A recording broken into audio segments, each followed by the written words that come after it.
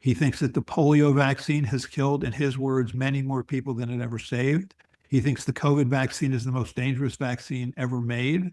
He drinks raw milk because he doesn't believe in pasteurization, which is interesting since it's because of pasteurization that milk no longer contains E. coli and salmonella and listeria and campylobacter.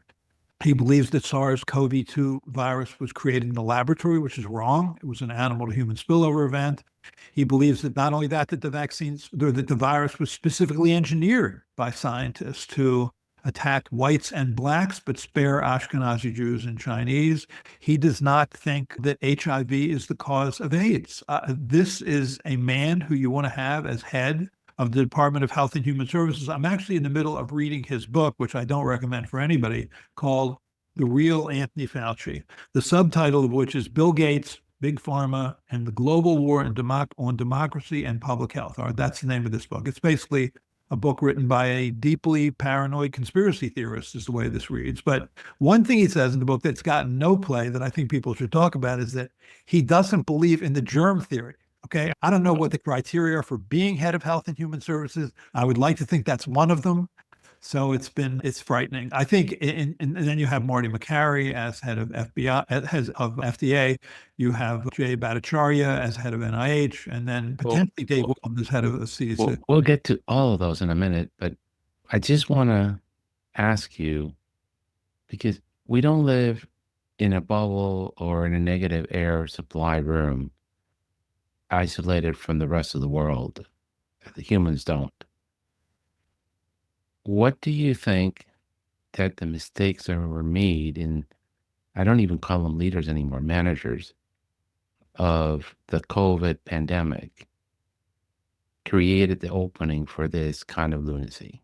For example, Dr. Fauci told us, don't wear masks because they don't work. Then he said very gleefully, wear 2 masks because I wear 2 masks. If one's good, 2 are better than none. Stay 6 feet apart. Close the schools. None of that was based on any real data. It was on a gut feeling that it worked. And it was given to us as absolute gospel. And if you disagreed, anyone who disagreed publicly with it was shamed. Did that have an impact on how people feel today and why they don't trust us in the exam room? Here's my sense of what happened. You're absolutely right that there has been a major loss of trust in public health agencies, and that major loss of trust occurred during this pandemic. I think you always learn as you go, and I think anybody who has commented on this pandemic starting from the beginning in late 2019 has at some point gotten it wrong, because you learn as you go. I think what the 2 things that I saw causing this are, one, in 2020, when the virus came in and started killing people as early as February of 2020, we didn't have anything, right? We didn't have antivirals till October. We didn't have monoclonals till November. We didn't have vaccines till December. For a virus that was spread asymptomatically, for a virus that was potentially fatal, where you would have hundreds and then thousands of deaths, and you had nothing other than avoid human-to-human contact.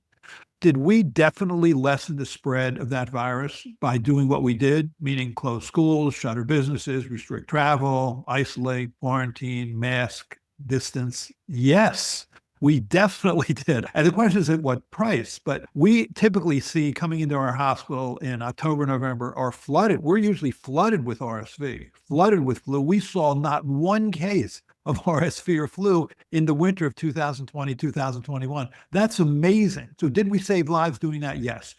Was it somewhat of an overreach? Yes, I do. I think we've learned that in retrospect. Then in 2020, but people didn't like that. They didn't like it. They thought this was government overreach. They thought it was way too heavy-handed. They thought it was delivered, that the messages were delivered in a pedantic and condescending manner, and they didn't feel they were part of the process, and that made them angry. And then the following year, in 2021, after we had a vaccine in December of 2020, you couldn't go anywhere unless you had your vaccine card. You couldn't go to your favorite bar or restaurant or sporting event or place of worship unless you had your vaccine card. And that too was seen as massive government overreach. And there was a lot of pushback on that.